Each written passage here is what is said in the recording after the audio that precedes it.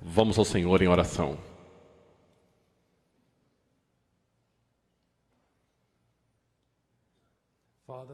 Pai, eu venho até Ti em nome do Teu Filho, Jesus Cristo.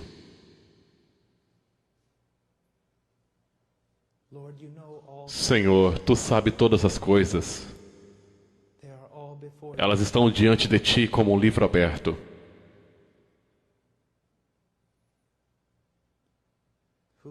Quem consegue esconder seu coração de Tua presença e de Teu olho?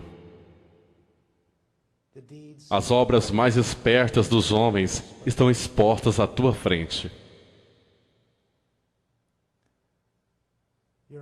Tua onisciência não conhece limites. E se não fosse pela graça, eu seria de todos os homens o mais apavorado. Mas há a graça abundante e gloriosa,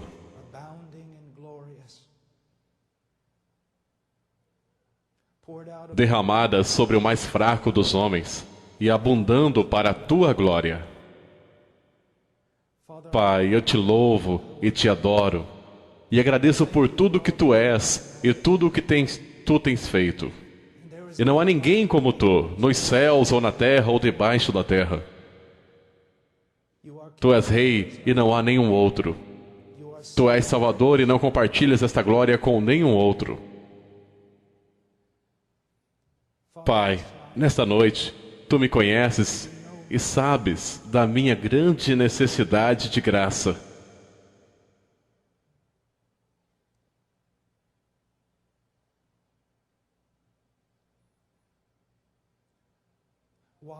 Por que estou aqui a não ser que Tu chamaste o mais fraco dentre os homens, o mais desprezível dentre os irmãos?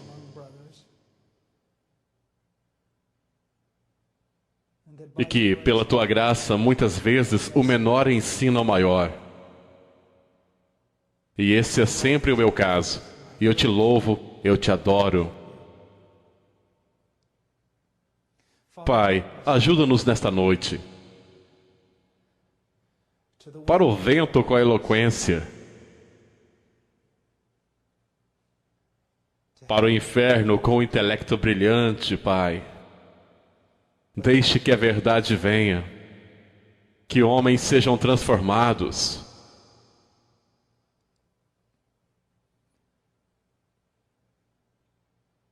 Que o estado da Tua igreja seja mais glorioso.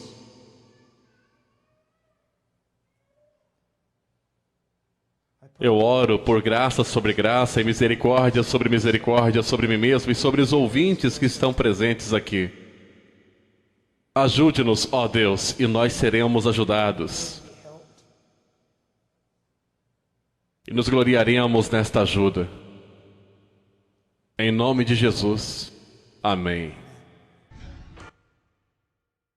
É um grande privilégio estar aqui esta noite. Um espantoso privilégio estar aqui diante de vocês. E falar de coisas como avivamento, reforma, o trabalho de Deus entre seu povo e entre os homens. Mas esta noite irei compartilhar com vocês uma acusação. Uma acusação. Mas é uma acusação de esperança. Enquanto eu estava orando sobre o que eu deveria fazer, esta série de reuniões, cheguei a uma grande conclusão, um grande fardo que foi colocado no meu coração. Precisamos de avivamento. Precisamos de um despertar. Mas não podemos simplesmente esperar que o Espírito Santo venha e limpe toda a bagunça que fizemos. Temos uma clara direção da palavra de Deus no que diz respeito ao que Ele tem feito através de Cristo. E como Ele espera que vivamos. A como Ele espera que ordenemos a sua igreja. E faz pouco bem aos homens clamarem por manifestações extra-bíblicas, quando princípios bíblicos são violados ao nosso redor. Eu quero que você saiba disso.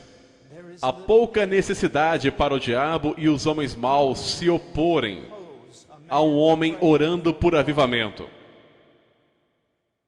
a não ser que ele também esteja trabalhando por reforma. Nós temos recebido verdade. E nós não podemos simplesmente fazer o que é certo aos nossos próprios olhos e depois esperar que o Espírito Santo venha e abençoe o nosso trabalho. Ao olharmos para o Antigo Testamento, vemos que Moisés recebeu muita detalhada explicação sobre como construir o templo. Agora, isso foi dado para o bem de Moisés, ou para o bem da igreja. Eu acho que o que está sendo explicado aqui é que Deus é específico na sua vontade. E que nós não devemos presumir que podemos pegar o menor detalhe e ignorá-lo. Agora, eu sei que sou um homem frágil. E sei que sou esbofeteado por muitas fraquezas. Mas tenho uma acusação. E eu não posso chamar de minha acusação, porque quem sou eu para acusar alguém? E não posso chamar de acusação de Deus, pois como posso presumir sobre seu nome, Senhor? Mas eu vou dizer isso. Quando eu olho para a igreja e a comparo com as Escrituras, eu vejo que há certas coisas que têm que mudar. E eu não sou Martim Lutero, isso não são as 95 teses pregadas na porta de Wittenberg. Mas este é um fardo em meu coração e eu devo partilhá-lo. Eu devo partilhá-lo. Agora deixe-me dizer isso. O que eu vou dizer irá irar algum de vocês. Mas permitam-me adverti-los. Pode ser verdade que você será capaz de me acusar de arrogância. Pode ser verdade que você não goste de como eu irei falar. Tenho sido muitas vezes arrogante, tenho sido muitas vezes falado a verdade de forma errada. Mas não permitam que isso seja uma desculpa para vocês. A questão é, o que estou dizendo é verdade? Mesmo sendo entregue através de um mensageiro defeituoso ou não, outros se alegrarão no que vocês estão ouvindo. E vocês vão querer dizer amém e talvez levantar suas armas. Mas não façam isso porque todos nós temos uma medida de culpa. E se você estiver atingindo algum estado espiritual, então eu diria o que meu irmão disse. O que você tem que não tenha recebido? E se o recebeu, por que se orgulha como se não tivesse recebido?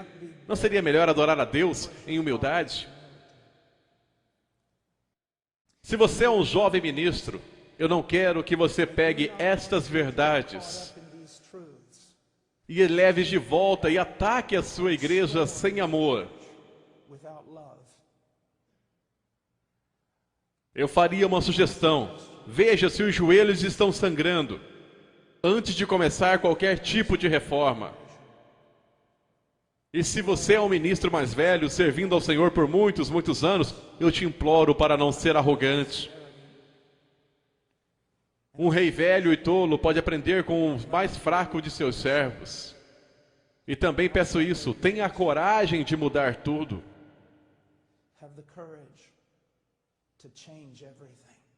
Mesmo que seja o último dia de sua vida, pelo menos você pode ir para a glória, sabendo que você tentou fazer uma reforma que era bíblica. E eu vou dizer isso como um aviso aos homens mais velhos. Agora me escutem cuidadosamente. Eu conheço a exortação em 1 Timóteo capítulo 5 sobre a forma como devo me dirigir a vocês. Então irei me dirigir, mas há um grande despertar em curso neste país. E não só neste país, mas na Europa, onde tenho ido. E na América do Sul e em muitos lugares. Estou vendo jovens voltando para a rocha a partir da qual fomos cortados. Eles estão lendo Spurgeon e Whitefield, eles ainda estão ouvindo Ravenhill, Martin Lloyd Jones e Tozer e Wesley. É um grande, enorme movimento, mesmo que a mídia popular e o cristianismo de hoje ainda não tenha descoberto. E o que está acontecendo, eu quero que você saiba que eu nunca teria sonhado há 15 anos que eu veria o despertar que estou vendo. E não é por causa do meu ministério, mas eu vou para lugares diferentes e vejo o que Deus está fazendo, sem nenhum de nossos ministérios. Quer sejam 1000 moços na Holanda declarando as coisas têm que mudar, clamando a noite toda em oração pelo poder de Deus e pela verdade da Escritura, ou na América do Sul, reconhecendo que eles foram muito influenciados pela psicologia e todo tipo de técnicas superficiais provenientes da América, no que diz respeito ao evangelismo, e agora em lágrimas e quebrantadas estão voltando e evangelizando suas igrejas, ou as cidades do interior dos Estados Unidos, onde eu tenho sentado por vezes até 2, 3 horas da manhã, discutindo teologia com jovens afro-americanos da periferia, a quem Deus vai levantar para pregar mais do que ninguém nunca vai ser capaz de imaginar nesse dia. Há um despertar.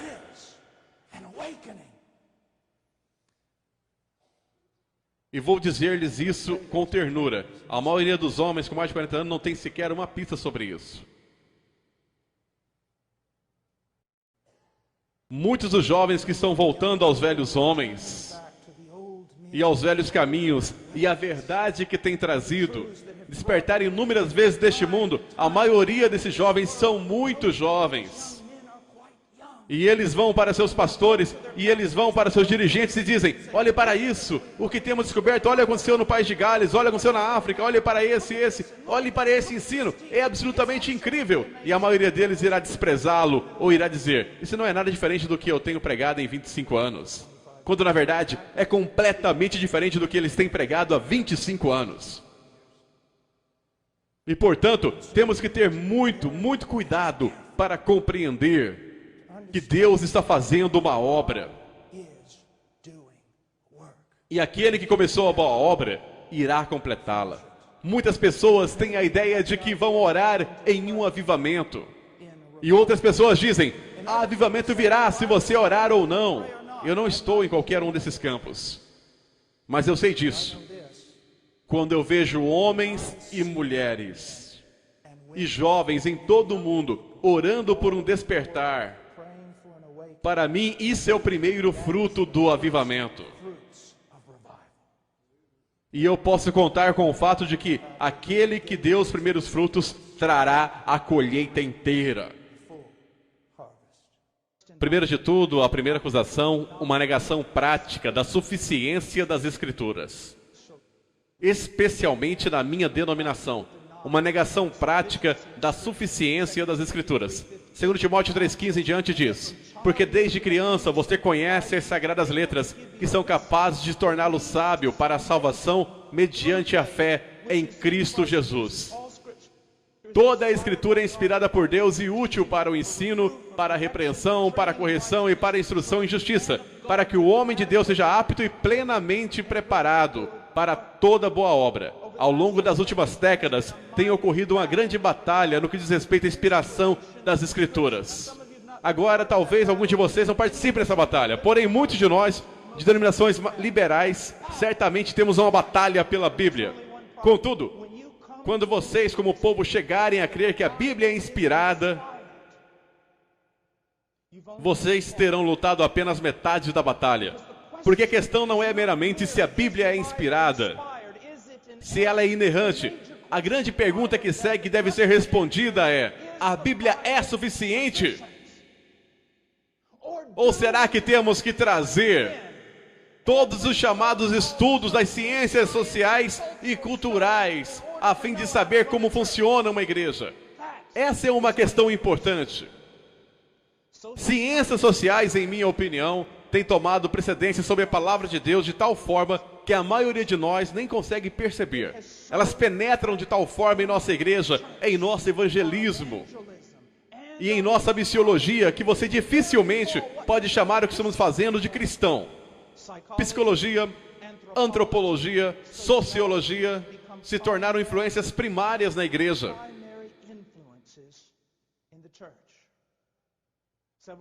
Vários anos atrás, quando eu estava no seminário, eu lembro-me de um professor entrou na sala e começou a desenhar pegadas no quadro negro.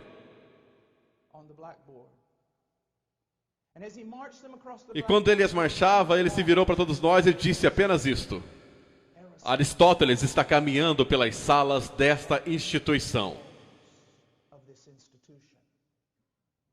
Cuidado, pois eu escuto suas pegadas mais claramente do que as do apóstolo Paulo e da equipe de homens inspirados que estava com ele, e até mesmo do que as do próprio Senhor Jesus Cristo. Nós chegamos a acreditar que um homem de Deus pode lidar com determinadas pequenas áreas da vida da igreja. Mas quando as coisas apertam, temos que ir para os peritos das áreas sociais. Isso é uma absoluta mentira.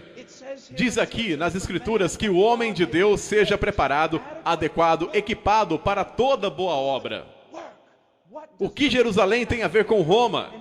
É o que nós temos a ver com todas essas modernas ciências sociais que foram criadas justamente como um protesto contra a palavra de Deus. E por que razão é que evangelismo e missões e as chamadas estratégias de crescimento da igreja são mais moldadas pelos antropólogos e sociólogos e os estudantes de Wall Street que se alinham a cada tendência cultural? Todas as atividades em nossa igreja devem estar fundamentadas na palavra de Deus. Todas as atividades em missões devem estar fundamentadas na palavra de Deus. A nossa atividade missionária, a nossa atividade eclesiástica, tudo o que fazemos deve fluir de teólogos e exegetas. O homem que abre a sua Bíblia e tem apenas uma pergunta: qual é a tua vontade, ó Deus? Nós não devemos enviar questionário para as pessoas carnais para descobrir que tipo de igreja eles querem frequentar. A igreja deveria ser sensível ao que busca, mas a igreja deve reconhecer que só existe apenas um homem, seu nome é Deus. E se você quiser ser amigável com alguém, se você quiser acomodar alguém, acomode ele e a glória dele. Mesmo que você seja rejeitado por todas as outras pessoas, nós não somos chamados para construir impérios. Nós não somos chamados para sermos pacíficos. Somos chamados para glorificar a Deus. E se você quer que a igreja seja algo diferente do que um povo peculiar, então você quer alguma coisa que Deus não quer. Eu quero que vocês escutem só por um momento Isaías capítulo 8. Ouçam o que ele diz. Quando vos disserem, consultai os necromantes e os adivinhos que chiureiam e murmuram. Esta é uma definição perfeita. Ou pelo menos uma ilustração das ciências sociais e os gurus das estratégias de crescimento para a igreja e todo o resto, porque a cada 2 ou 3 anos todas as suas principais teorias mudam. Não apenas sobre o que é um homem ou como você o conserta, mas também o que é uma igreja e como você faz para ela crescer. E a cada 2 ou 3 anos há uma outra novidade que vem daquilo que pode se fazer da sua igreja super aos olhos do mundo. Recentemente, um dos maiores e mais conhecidos especialistas nas estratégias de crescimento da igreja disse que ele descobriu que ele estava completamente errado em toda a sua teoria. Mas em vez dele voltar às escrituras, de joelhos, quebrantado e chorando, ele sai para encontrar uma outra teoria. Eles não dão qualquer palavra certa. Diz aqui em Isaías: acaso não consultará o povo ao seu Deus? A favor dos vivos se consultarão os mortos? Devemos nós, como homens da igreja, como pregadores, como pastores, como cristãos, ir lá fora e consultar os mortos espiritualmente, em nome de todos aqueles que o Espírito Santo vivificou? Absolutamente não. Absolutamente não. A segunda acusação: um desconhecimento de Deus. Às vezes me perguntam: irmão Paul, por favor, venha e faça uma série semanal sobre os atributos de Deus. Eu muitas vezes tenho que dizer isso. Bem, irmão, você já pensou muito bem antes de me chamar? E ele disse, o que quer dizer com isso? Bem, é bastante controverso o tema que você está colocando, que você está me dando para ensinar a igreja. Eles dizem, como assim é controverso? Estamos falando de Deus, nós somos cristãos, essa é uma igreja. Como assim é controverso? E eu disse, querido pastor, me ouça. Quando eu começar instruindo o seu povo sobre a justiça de Deus, a soberania de Deus, a ira de Deus, a supremacia de Deus, a glória de Deus, você irá ter alguns de seus melhores membros e mais antigos da igreja se levantando e dizendo alguma coisa do tipo, esse não é meu Deus, eu nunca poderia amar um Deus como este, porque eles têm um Deus que eles fizeram com sua própria mente, e eles amam o que eles fizeram. Jeremias 9, 23 ao 24. Assim diz o Senhor, não se glorie o sábio em sua sabedoria, nem o forte em sua força, nem o rico em sua riqueza, mas quem se gloriar, glorie-se nisto, em compreender-me e conhecer-me. Salmo 50. Você pensa que eu sou como você? Mas agora eu o acusarei diretamente, sem omitir coisa alguma. Considerem isto, vocês que se esqueceram do seu Deus, caso contrário, sem que ninguém os livre. Agora, qual é o problema aqui? Há uma falta de conhecimento de Deus. Muitos de vocês talvez pensem, falar sobre os atributos de Deus e teologia e tudo, coisas altas de torres de marfim, que não tem aplicação prática. Ouça você mesmo. Dizendo que o conhecimento de Deus não tem aplicação prática. Você sabe por que todas as suas livrarias cristãs estão cheias de autoajuda? 5 maneiras de fazer isso, 6 maneiras de ser piedoso e 10 maneiras para não cair? Porque as pessoas não conhecem a Deus. É por isso que elas precisam de toda sorte de pequenos dispositivos triviais da carne para mantê-los andando como ovelhas devem andar. 1 Coríntios 15, 34. Recuperem o bom senso e parem de pecar, pois alguns há que não têm conhecimento de Deus. Digo isso para a vergonha de vocês. Por que há um pecar desenfreado mesmo entre o povo de Deus? A falta de conhecimento de Deus. De Deus. Agora deixe-me fazer-lhe uma pergunta. Quando foi a última vez que você assistiu uma conferência sobre os atributos de Deus? Quando foi a última vez que você, como um pastor, ensinou por todo um ano sobre quem é Deus? Quanto de todo o ensinamento que se passa na América toda a semana tem alguma coisa a ver com quem é Deus? E ainda ficam abismados. Não é tão fácil ir com o fluxo, bastando seguir todo mundo e então um dia você ouve algo parecido com isto e de repente você diz, eu não posso sequer lembrar quando alguém me ensinou sobre os atributos de Deus. Não é de admirar que somos um povo como nós somos. Para conhecê-lo, tudo é sobre isso. Esta é a vida eterna. E a vida eterna não começa quando você passa através dos portais da glória. A vida eterna começa com a conversão. A vida eterna consiste em conhecê-lo. Você sinceramente acha que você vai estar emocionado em se balançar nos portões de pérolas e caminhar em ruas de ouro por toda uma eternidade? A razão por que você não vai perder a cabeça na eternidade é isso. Há um ali que é infinito em glória. E você irá passar uma eternidade de eternidade buscando-o. E você nunca vai ter seus braços sequer nos pés da montanha dele. Comece agora. Tantas coisas diferentes que vocês querem saber e fazer. E todos os livros. Pegue um livro sobre Deus. Uma Bíblia. E a estude para conhecê-lo. Para conhecê-lo. Domingo de manhã, por causa de tudo isso, eu quero dizer-lhes que seria melhor não ter sequer um domingo de manhã. Domingo de manhã é a hora de maior idolatria em toda a semana da América. Porque as pessoas não estão adorando o único Deus verdadeiro. A grande maioria, pelo menos, mas adoram a um Deus formado a partir dos seus próprios corações, por sua própria carne, artifícios satânicos e inteligência mundana. Eles têm feito um Deus como eles próprios, e ele parece mais com o Papai Noel do que com Jeová. Não pode haver temor de Deus entre nós, porque não há conhecimento de Deus entre nós. Glória a Deus. A terceira acusação: uma falha ao falar da depravação do homem. Quando eu olho para o livro de Romanos, que é um dos meus livros preferidos da Bíblia, ele não é uma teologia sistemática, mas se você pudesse dizer que qualquer livro da Bíblia foi teologia sistemática, o livro de Romanos seria o mais próximo.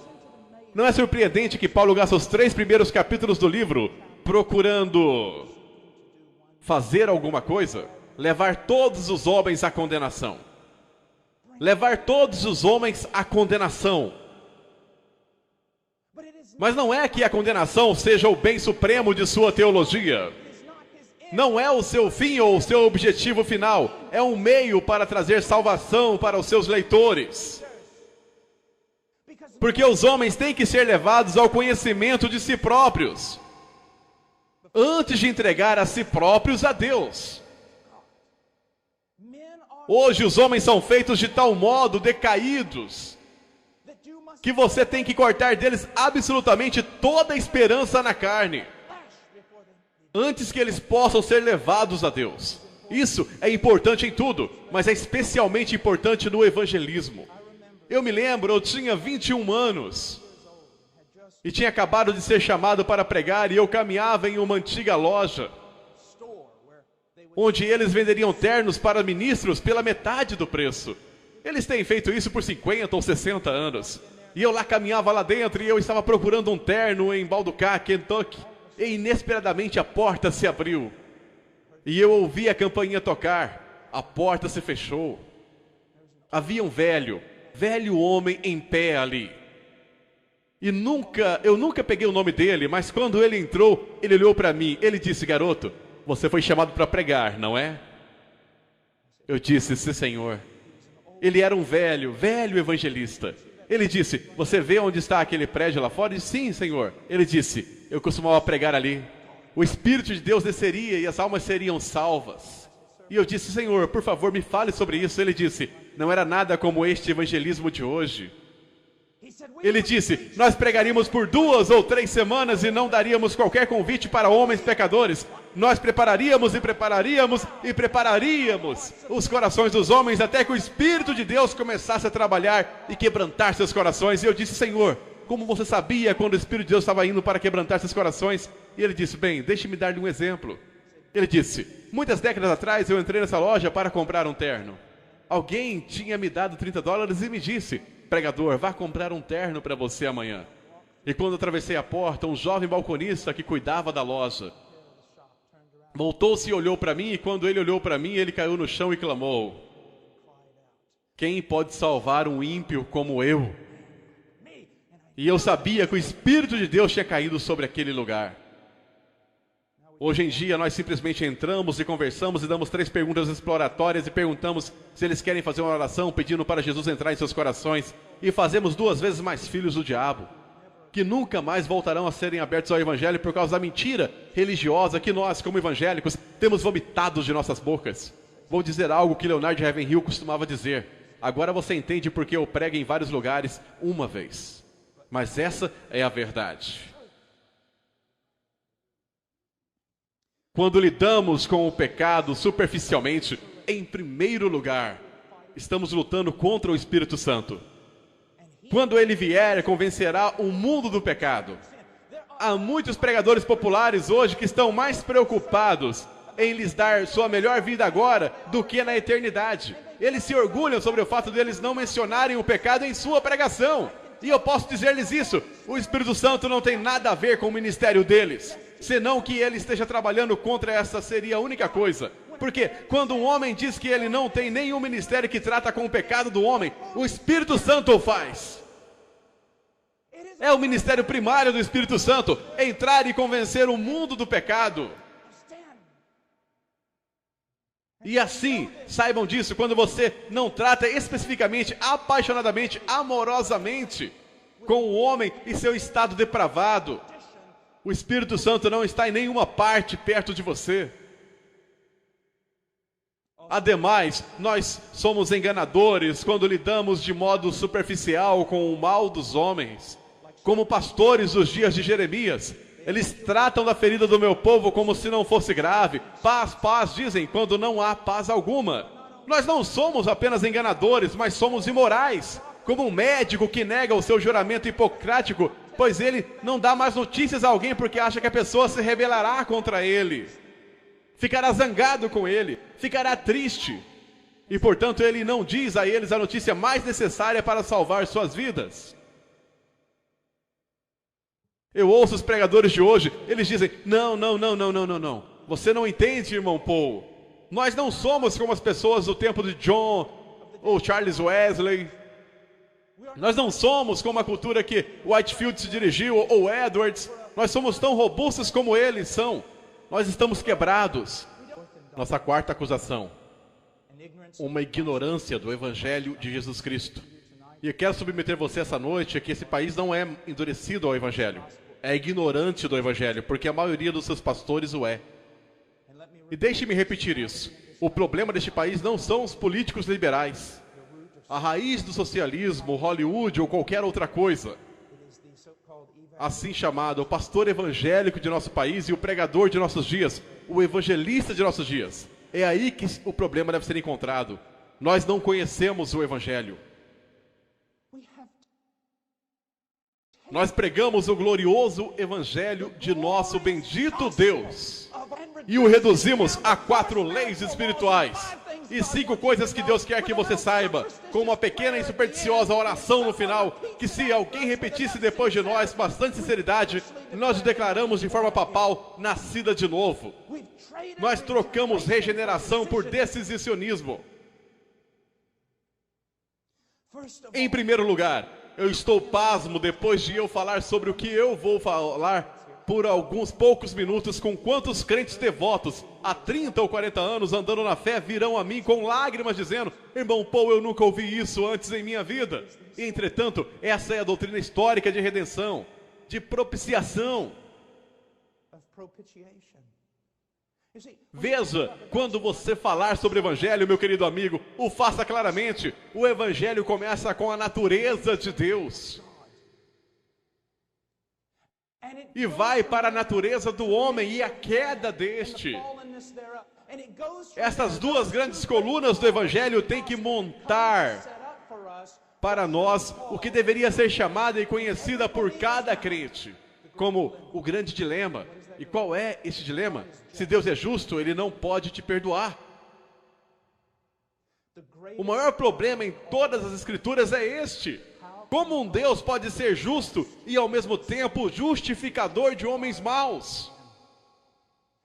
Quando as Escrituras por toda a Bíblia declaram, especialmente em um texto que eu tirei de Provérbios, o que justifica o ímpio e o que condena o justo, tanto um como o outro são abomináveis ao Senhor. E ainda assim, todas as nossas canções cristãs sobre como Deus justifica o perverso. Este é o maior problema. Esta é a acrópole da fé cristã.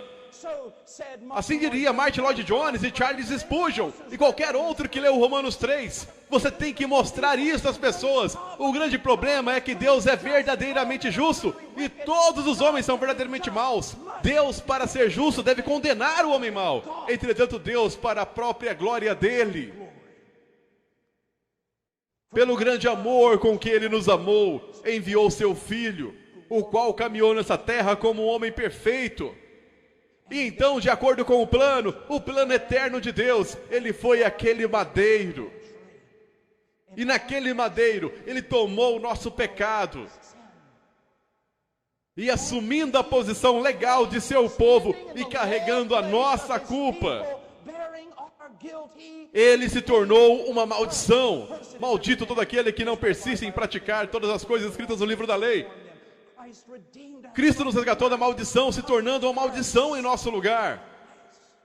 Tantas pessoas têm essa visão romântica e imponente do Evangelho, onde Cristo está lá, pendurado no madeiro, sofrendo debaixo das feridas do Império Romano, e o Pai não teve força moral para aguentar o sofrimento do Filho dele, e por isso virou sua face. Não! Ele se virou porque o Filho se tornou pecado.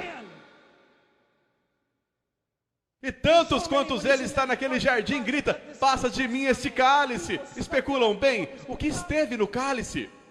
Oh, é a cruz romana, é o chicote, são os cravos, é tudo isso e tudo aquilo. Eu não quero desconsiderar os sofrimentos físicos de Cristo naquele madeiro. Mas o cálice era o cálice da ira de Deus Pai, que ele teve que ser despejada sobre o Filho. Alguém teve que morrer suportando a culpa do povo de Deus, desamparado por Deus pela justiça dele e esmagado debaixo da ira de Deus, pois ao Senhor agradou moê-lo. Eu estava na Alemanha um tempo atrás, ou em um seminário alemão na Europa há um tempo, e eu vi este livro, A Cruz de Cristo. Não era o de John Scott, era outro. E eu peguei e comecei a ler, e isto é o que ele dizia. O Pai olhou do céu para o sofrimento infligido sobre seu Filho pelas mãos de homens e considerou isto como um pagamento pelos nossos pecados. Isso é heresia. Agora, aquele sofrimento físico, aquela crucificação era tudo parte da ira de Deus. Teve que ser um sacrifício de sangue. Eu não desprezarei isso. Mas, meu amigo, se você parar aí, você não tem o Evangelho. E deixe-me perguntar, quando o Evangelho é pregado e compartilhado em evangelismo pessoal atualmente, você sequer ouve as coisas que há pouco ou quase nunca. Nunca é deixado claro que Cristo pôde redimir, porque ele foi moído debaixo da justiça de Deus. E tendo satisfeito a justiça divina com a sua morte, Deus é agora o justo e justificador de ímpios.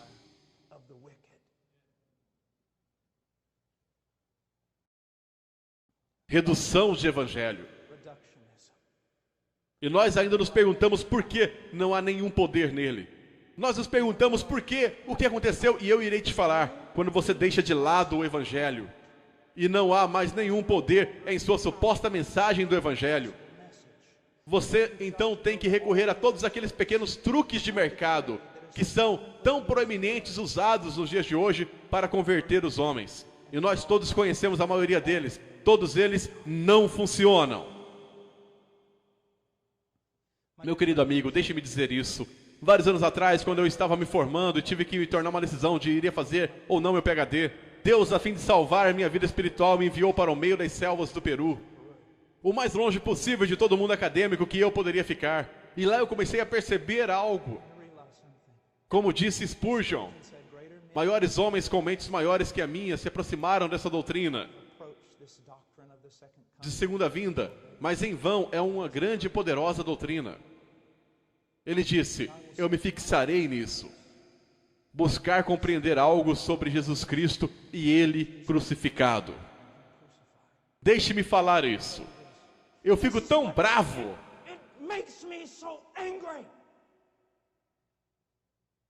Quando as pessoas tratam o glorioso evangelho de Cristo como se fosse um primeiro passo para entrar no cristianismo, que só leva aproximadamente 10 minutos de aconselhamento, e então você parte para coisas maiores.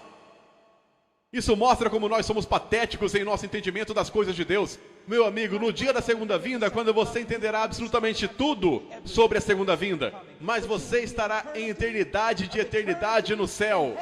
E você não vai nem mesmo começar a compreender a glória de Deus no Calvário. É tudo sobre isso. Moço, jovem pregador, me escute. Persiga-o naquele madeiro. O que significa? Você não precisará construir fogos estranhos em seu forno. Se você só pegar um relance do que ele fez naquele madeiro. O que ele fez naquele madeiro. Eu amo dizer isso, eu já o disse 1 milhão de vezes. Abraão leva Isaac para cima daquela montanha. O filho dele, o único filho dele, quem ele amou. Você supõe que o Espírito Santo estava tentando para nos falar sobre algo no futuro? E aquele filho não resistiu, mas se entregou. E quando aquele pai rendeu a sua vontade, a vontade de Deus, ele levantou aquele cutelo para perfurar o próprio coração de seu filho. Mas a mão dele foi detida e foi falado ao velho homem que Deus tinha provido um carneiro. Tantos cristãos pensam, que final bonito para aquela história. Não é o fim, é o intervalo. Milhares de anos depois, Deus, o Pai, pôs sua mão sobre seu filho, o único filho dele, quem ele amou, e tirou o cutelo da mão de Abraão, e sacrificou seu filho unigênito sobre a plena força da sua ira. Agora você sabe por que aquele pequeno evangelho que você prega não tem nenhum poder, porque não é nenhum evangelho. Vá ao evangelho, gaste sua vida em seus joelhos, se afaste dos homens, estude a cruz. A quinta acusação: uma ignorância da doutrina da regeneração. Uma ignorância da doutrina da regeneração. Meu prezado amigo, eu vou dizer isso sem rodeios. Sei que há calvinistas aqui, e sei que há arminianos aqui, e sei que há todo tipo de animal estranho entre um extremo e outro. Risos. Mas eu quero que você saiba de uma coisa. Embora eu penda mais para, acho que posso me considerar um esportionista de 5 pontos, quero que saiba disto. A questão central não é o calvinismo. Não. Vou ter muitos problemas quando essa mensagem chegar à internet. A questão central não é o calvinismo. Vou dizer qual é a questão central: regeneração. E é por isso que posso ter comunhão com Wesley, com Ravenhill, com Tozer e com todos os demais, porque independente de como eles se posicionavam, eles criam que a salvação não pode ser manipulada pelo pregador. E que é uma obra extraordinária do poder do Deus Todo-Poderoso. E junto com eles, portanto, eu me posiciono na certeza de que foi uma obra de Deus. Muito maior é a manifestação do poder de Deus na obra regeneradora do Espírito Santo do que na criação do mundo, do universo. Porque ele criou o mundo ex nihilo, do nada. Mas ele recria o homem a partir de uma massa corrompida. E a regeneração encontra correspondência na própria ressurreição de nosso Salvador.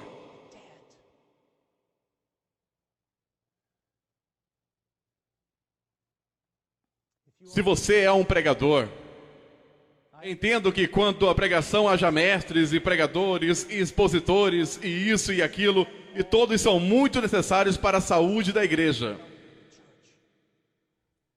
Mas você precisa entender uma coisa.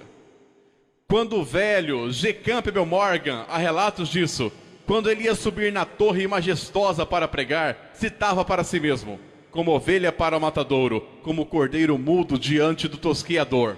Atos 8:32. Ele sabia que sem uma manifestação magnífica da obra regeneradora do Espírito Santo,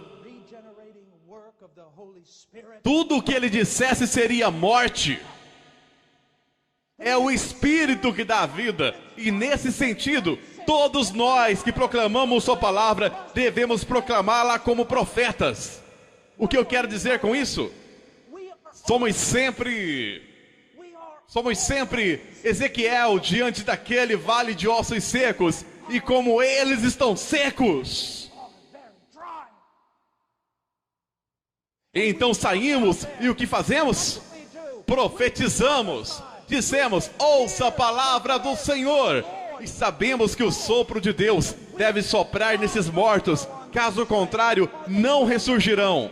Aí você tiver plenamente captado isso no mais íntimo do seu ser, não vai mais se entregar à manipulação que tantas vezes é feita em nome do evangelismo nesse país. Você proclamará a palavra de Deus. proclamará doutrina da regeneração. Observe os irmãos Wesley. Observe por um instante o que eles tinham, meu querido Whitefield. E o que foi que enfrentaram? Todos naquela época se consideravam cristãos, completamente cristãos. Por quê?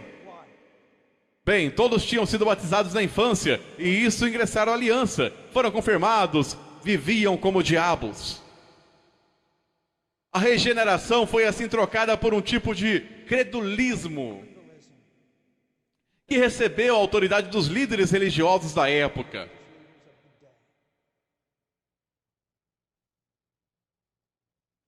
E é aí que chegam os irmãos Wesley. Não está tudo certo, vocês não nasceram de novo. Não há nenhuma prova de vida espiritual. Examinem-se, provem a si mesmos para ver se estão na fé. Certifique-se de que o seu chamado e de sua eleição. Você precisa nascer de novo. Aqui nos Estados Unidos, por causa dos últimos anos e das últimas décadas de evangelismo, a ideia de ser nascido de novo foi totalmente perdida. Tudo o que significa é que uma vez numa cruzada você tomou uma decisão e acha que foi com sinceridade. Mas não há nenhuma prova de sua obra sobrenatural, de recriação do Espírito Santo em sua vida. Se alguém, não se alguns, se alguém está em Cristo, nova criatura é. E agora, o mesmo acontece hoje. O que está diante de nós hoje? Eu vou te dizer o que está. Não é, na maioria das vezes, necessariamente a questão do batismo infantil. Não é uma confirmação por uma autoridade eclesiástica da igreja alta. O que está diante de nós é a oração do pecador para aceitar Jesus. Eu estou aqui para te dizer, se há uma coisa contra a qual eu decidi declarar guerra, é essa oração. Você dirá, mas irmão Paulo, sim, da mesma forma, em minha opinião, que o batismo infantil foi o bezerro de ouro da reforma. Hoje, para os batistas e para os evangélicos conservadores e para todos, vou dizer a você que a oração do pecador enviou mais gente para o inferno do que qualquer outra coisa na face da terra. Aí você pergunta, como você pode declarar uma coisa dessas? Abra a Bíblia aqui para mim e me prove. Eu adoraria que você pudesse me levantar e mostrar onde alguém evangelizou dessa forma.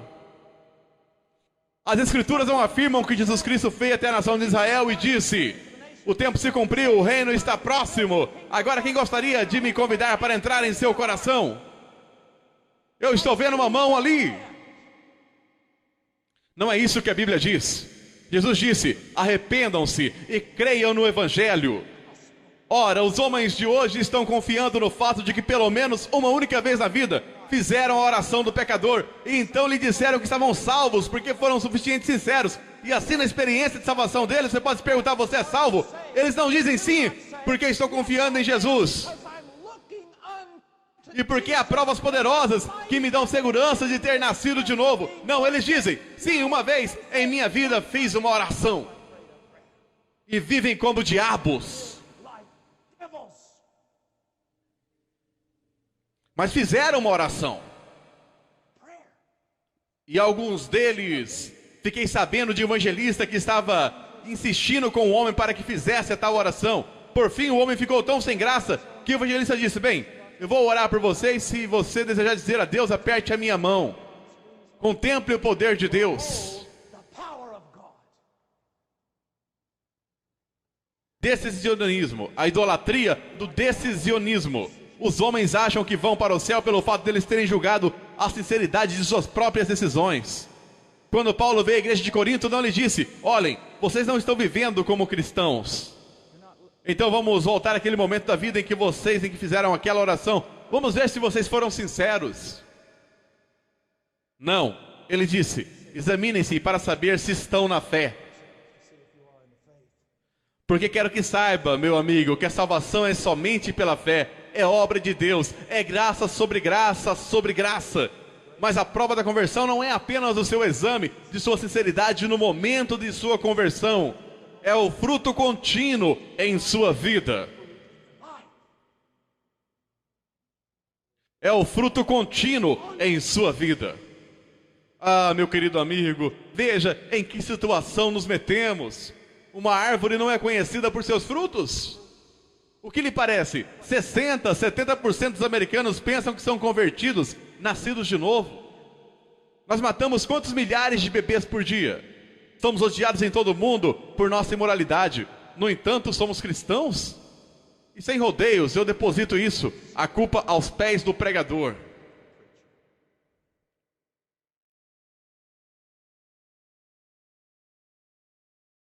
A sexta acusação, um apelo evangelístico sem fundamento bíblico. Nós já vamos tocar nesse ponto. Olhe como temos feito ultimamente. Quero dizer, escute-me agora. Tenho visto isso por todos os lados. Os calvinistas, os arminianos, muitos deles compartilham algo em comum. E é isso mesmo, o mesmo convite superficial. Falam muito sobre um monte de coisa, então eles chegam ao convite. E é quase como se todos tivessem enlouquecido. Caminham em direção a alguém dizendo, Deus te ama e tem um plano maravilhoso para a sua vida. Já pensou em dizer isso ao norte-americano? Senhor, Deus me ama e tem um plano maravilhoso para a sua vida. O quê? Deus me ama? Bom, isso é maravilhoso, porque eu também me amo. Isso é maravilhoso. E Deus tem um plano maravilhoso. Eu também tenho um plano maravilhoso para a minha vida. E se eu o aceitar em minha vida agora, terei minha vida melhor agora? Isso é simplesmente maravilhoso. Isso não é evangelismo bíblico. Permita-me te dizer algo no lugar disso. Deus vai a Moisés e diz isto. Senhor, Senhor, Deus compassivo, clemente e longânimo, e grande em misericórdia e fidelidade, que guarda a misericórdia em 1000 gerações, que perdoa a iniquidade, a transgressão e o pecado, ainda que não inocente o culpado. A reação de Moisés. E imediatamente, curvando-se Moisés para a terra, o adorou. O evangelismo começa com a natureza de Deus. Quem Deus é. Pode um homem reconhecer seu pecado se ele não tem um padrão com o qual se comparar?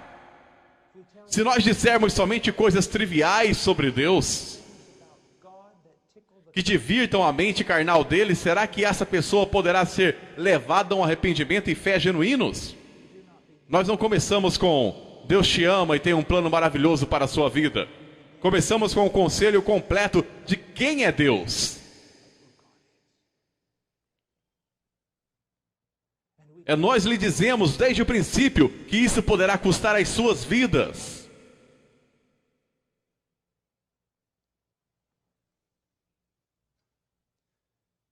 Depois disso, temos algumas perguntas exploratórias. Ei, você sabe o que é um pecador, não? Há alguns anos, minha mãe morreu de câncer. E como se o doutor entrasse e disse, ei, Barbie, você sabe que tem câncer, não é?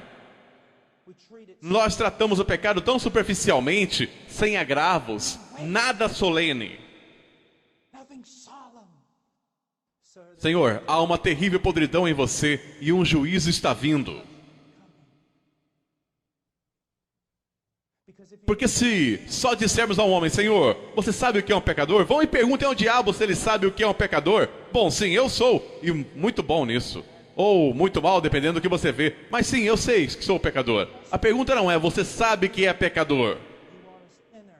A pergunta é, o Espírito Santo está operando através da pregação do Evangelho de tal maneira em seu coração que uma mudança está sendo feita, de maneira que o pecado que uma vez você amava, agora você odeia, e o pecado que uma vez você desejava abraçar, agora você foge dele, como se estivesse fugindo de um dragão. E depois a pergunta, você quer ir para o céu? Esta é a questão pela qual eu não permitiria que meus filhos fossem a 98% das escolas dominicais e aos acampamentos bíblicos de verão em igrejas evangélicas, porque alguma pessoa bem intencionada se levantará e dirá, Jesus não é maravilhoso? Depois de ter mostrado o filme de Jesus, sim. Quantos de vocês, pequenas crianças, amam Jesus? Oh, eu. Quem quer aceitar Jesus no seu coraçãozinho? Oh, eu. E depois eles são batizados. E eles caminham um pouco porque eles foram criados em uma cultura cristã. Ou algum tipo de cultura igreja. E então, quando eles completam 15, 16 anos e quando eles têm a força de vontade, eles começam a quebrar os laços. Eles começam a viver em perversidade. Então nós vamos atrás deles dizendo, vocês são cristãos, vocês só não estão, parem de se desviar. Ao invés de ir a eles biblicamente e dizer isto, você fez uma profissão de fé em Cristo. Ou professou até no batismo. Mas agora parece que você se afastou dele. Examine-se, prove-se. Há pouca evidência de uma conversão verdadeira em você. E então, quando eles têm 24, 25 anos, depois da universidade, talvez 30, eles voltam à igreja e eles dedicam suas vidas e se unem ao grupo com essa moralidade pseudo-cristã que caracteriza os igrejeiros da América. E ao final eles escutam isso: nunca vos conheci, apartai-vos de mim os que praticais a iniquidade. Você diz: irmão Paul, você está tão nervoso, não tem o direito de estar? Alguém deve estar clamando por avivamento. Mas nós temos nossas fundações eretas. Que avivamento viesse, endireitasse nossas fundações. Mas não deveríamos, enquanto temos os olhos e ouvidos abertos e temos a palavra na nossa frente, corrigir essas coisas. Você gostaria de ir para o céu? Meus queridos amigos, todos querem ir para o céu, eles só não querem que Deus esteja lá quando chegarem. A pergunta não é se você quer ir ao céu, a pergunta é: você quer a Deus? Você tem deixado de ser um inimigo de Deus? Cristo tem se tornado precioso para você? Você o deseja? É disso que se trata. A teoria política, meus queridos amigos, todos desejam ir para o céu. Mas os homens são inimigos de Deus. Então a pergunta não é se você quer ir a um lugar especial aonde não sofrerá. A pergunta é: você o quer? Cristo se tornou precioso para você?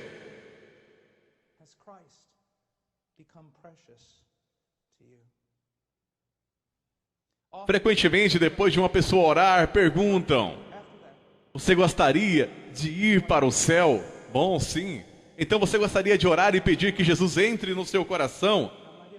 Agora, há pessoas que foram salvas utilizando essa metodologia, mas não é graças a ela, mas sim apesar dela. Senhor, você deseja a Cristo? Você vê seu pecado? Oh, sim, sim, eu vejo o meu pecado.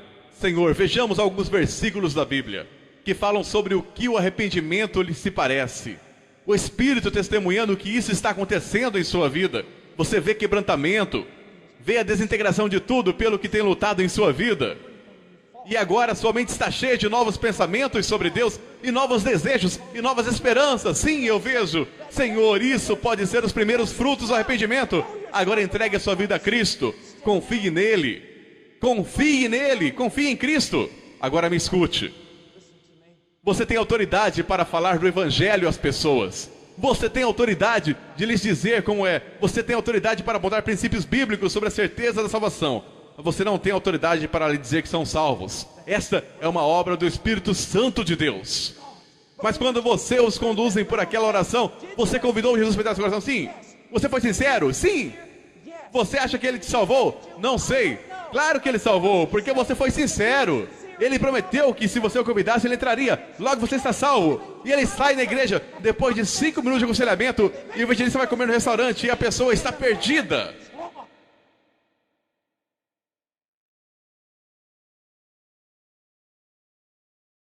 Um apelo evangelístico sem fundamento bíblico. Se alguma vez duvidaram de sua salvação, aqui vamos de novo. Se alguma vez eles duvidaram de sua salvação, houve algum momento em que você orou e pediu para Jesus entrar em seu coração? Sim. Você foi sincero? Acho que sim. O diabo está lhe incomodando? E se eles vivem sem crescimento, mesmo no contexto de uma igreja sem crescimento, em carnalidade contínua, sem problema, nós colocamos a culpa na falta de discipulado pessoal e resolvemos a doutrina do cristão carnal. A doutrina do cristão carnal tem destruído mais vidas e enviado mais gente ao inferno. Os cristãos lutam contra o pecado? Sim. Pode um cristão cair em pecado? Absolutamente. Pode um cristão viver em pecado contínuo de carnalidade? Todos os dias da sua vida são carregados de frutos e verdadeiramente cristão? Absolutamente não. Senão cada promessa no Velho Testamento referente à Nova Aliança falhou. E tudo que Deus disse sobre disciplina em Hebreus é uma mentira. Uma árvore é conhecida por seus frutos. Quando trabalhamos com homens sobre conversão, tenho visto pregadores que entendem muito sobre as coisas de Deus. Mas quando eles descem, mesmo depois de uma apresentação exemplar do Evangelho, eles entram novamente nessa metodologia. Deixe-me lhe dar uma história e depois iremos à próxima acusação. Mas é uma história que é um dos momentos mais preciosos da minha vida como cristão. Eu estava pregando no Canadá, na verdade, eles me disseram que estava a 30 quilômetros do Alasca. Havia mais ursos pardos na cidade do que pessoas. Sério. Era uma igreja pequena, de como 15 a 20 pessoas, e eu estava pregando. E bem, quando eu fiquei em pé no púlpito, essa montanha de homem entrou dos seus 60 ou 70 anos, mas uma montanha de homem. Ele podia ter batido em cada um de nós nesse prédio. Quando eu pregava, via sua face, deixei tudo de lado e comecei a pregar o Evangelho. Era o ser humano mais triste que eu já vi. Somente o Evangelho. E quando terminei, caminhei direto do púlpito para ele e eu disse: Senhor, o que há de errado? O que perturba sua alma? Eu nunca vi um homem tão triste e abatido em toda a minha vida. E ele tirou o envelope e tinha alguns raios-x, os quais eu não pude entender. Mas ele disse: acabo de vir do médico, vou morrer em 3 semanas. Foi isso que ele me disse. Agora eu tenho morado toda a minha vida em um rancho de gado. Só se chega lá por avião flutuante ou cavalgando pelas montanhas e todas essas coisas. Ele disse: nunca estive em uma igreja, nunca li a Bíblia. Acredito que há um Deus e que uma vez escutei sobre um cara chamado Jesus. Ele disse: eu nunca tive medo de nada em minha vida e agora estou aterrorizado. E eu disse: Senhor, você entendeu a mensagem do Evangelho? E ele disse: sim. Agora, o que faria a grande maioria dos pregadores naquele momento? Então você gostaria de convidar Jesus para entrar em seu coração? É isso que eles fariam. E eu disse: Senhor, você entendeu? Ele disse: eu entendi, mas é só isso? É que eu disse, uma criança poderia ter entendido aquilo. Qualquer um. É só isso que eu entendi. E eu oro ou... Eu disse: Senhor, você vai morrer em 3 semanas. Eu tinha que ir embora amanhã. Vou cancelar meu voo e ficaremos aqui lendo a palavra de Deus, lutando e clamando a Deus até que você se converta ou morra e vá para o inferno. E então começamos. Comecei com o Velho Testamento, o Novo Testamento, cada versículo sobre as promessas de Deus com respeito à redenção, à salvação. Uma e outra vez, várias vezes, lendo João 3,16, orando por um tempo, clamando a Deus, questionando sobre o arrependimento do homem, sobre a fé, sobre a certeza da salvação, trabalhando até que Cristo tenha sido formado nele. E então, finalmente, simplesmente exaustos aquela noite, não houve nenhum avanço, não houve nada. Eu disse: Senhor, vamos orar. E oramos e eu disse: Senhor, leia João 3,16 outra vez. E ele disse: lemos isso 1 milhão de vezes. Eu disse: eu sei, mas é uma das maiores promessas de salvação. Leia o texto de novo. E eu disse: nunca esquecerei, eu tinha minha Bíblia no meu colo, naquelas suas mãos grandes e montanhosas. Ele disse: ok, porque Deus amou o mundo de tal maneira que deu, sou salvo, irmão Paul, todos os meus pecados se foram, tenho vida eterna, sou salvo, eu disse: sabe como? Ele disse: você nunca leu esse versículo antes? O que estava acontecendo? Uma obra do Espírito de Deus.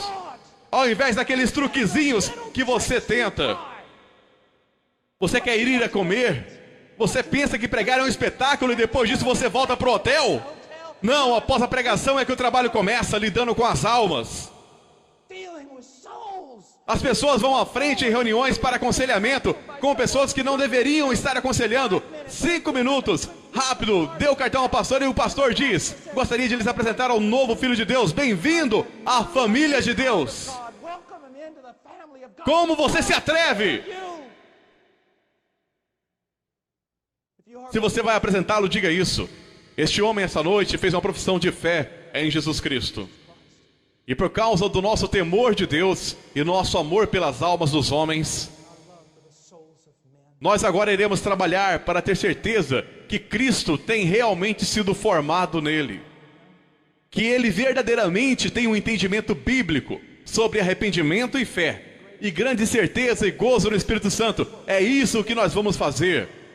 Olha o que nós fizemos. Suplico-te, olha o que estamos fazendo. E isto não é algum tipo de seita. Isso somos nós. Pare!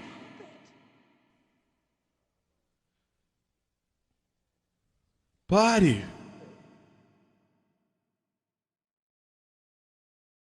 Sétima acusação: ignorância com relação à natureza da igreja. Deus tem apenas uma instituição religiosa: é a igreja. É a igreja. E o nosso objetivo e resultado final do avivamento será o plantio de igrejas bíblicas.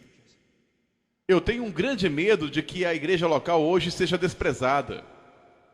Diga a alguém que você é um pregador itinerante, que você tem um ministério mundial e todos se curvarão.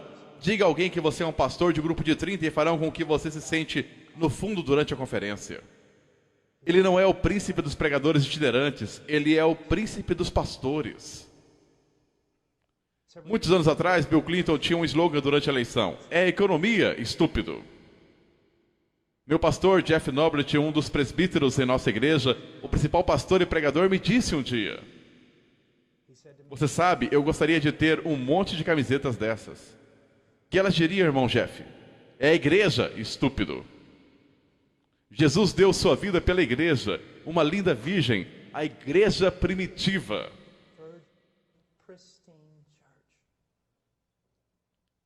Se você quer dar a sua vida por algo no ministério, dê à igreja, a uma igreja, a um corpo de crentes, a uma congregação local. Isso é a igreja. Agora deixe-me dizer algo sobre a igreja, quero que vocês ouçam bem. Não existe um remanescente de crentes na igreja. Todos nós sabemos sobre a teologia. Você sabe que até o curso de Israel, havia em Israel o povo de Deus e o remanescente de verdadeiros crentes. Esse não é o caso da igreja. Não há um remanescente de crentes, ou um pequeno grupo de crentes dentro de um grande grupo chamado igreja. A igreja é o remanescente. E eu quero dizer isso. Se pastores chegaram próximos de blasfemar, é com relação a isso. Eu ouço teólogos, professores itinerantes, pastores, uns e outros dizendo esse tipo de coisa. Há tanto pecado dentro da igreja quanto fora dela. Há tanto divórcio na igreja quanto fora dela. Há tanta imoralidade e pornografia na igreja quanto fora dela. E então pregadores dizem, sim, a igreja está agindo como uma prostituta. Eu quero que você saiba isso. Você deve ter muito cuidado ao chamar a noiva de Jesus Cristo de prostituta. E vou lhe dizer qual é o problema. Pastores e pregadores não sabem o que é a igreja. Eu quero que vocês saibam que a igreja de Jesus Cristo da América hoje é linda. Ela é frágil às vezes, ela é fraca, ela é esbofeteada, ela não é perfeita, mas eu quero que você saiba que ela é quebrantada. Ela está andando humildemente com o seu Deus. O seu problema é que você não consegue saber o que é a igreja. Hoje, por causa da falta de pregação bíblica, a tão chamada igreja está cheia de pessoas carnais e ímpias que se identificam com o cristianismo. E então, por causa dos bodes no meio das ovelhas, as ovelhas estão sendo acusadas de todas as coisas que os bodes estão fazendo em nome de Deus, sendo blasfemado entre os gentios por causa de nós. Romanos 2:24. Vocês já leram? Eu sei que já passaram do horário, mas apenas vá acompanhando comigo. Rapidamente. Eu quero te mostrar algo. Vá até Jeremias.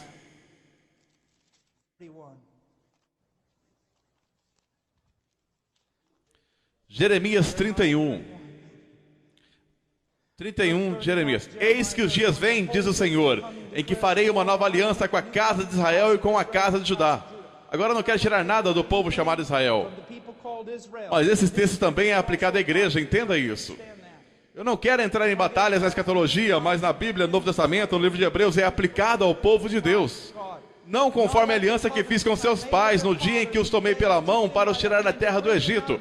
Eu ouço pregadores dizendo todo o tempo: bem, quando você olhar para trás, vê Israel, você vê um monte de ímpios e idólatras, e no meio deles havia um pequeno remanescente de verdadeiros crentes. Isso é verdade, mas não aplique isso à igreja do Novo Testamento.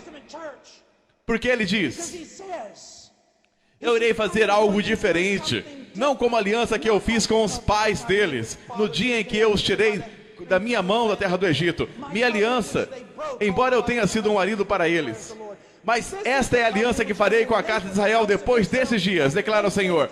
Eu colocarei a minha lei dentro deles. Ele não apenas lhe deu, se você é convertido, ele não apenas lhe deu uma lei numa tábua de pedra. Ele tem sobrenaturalmente, através da doutrina da regeneração, escrito essas leis no seu coração.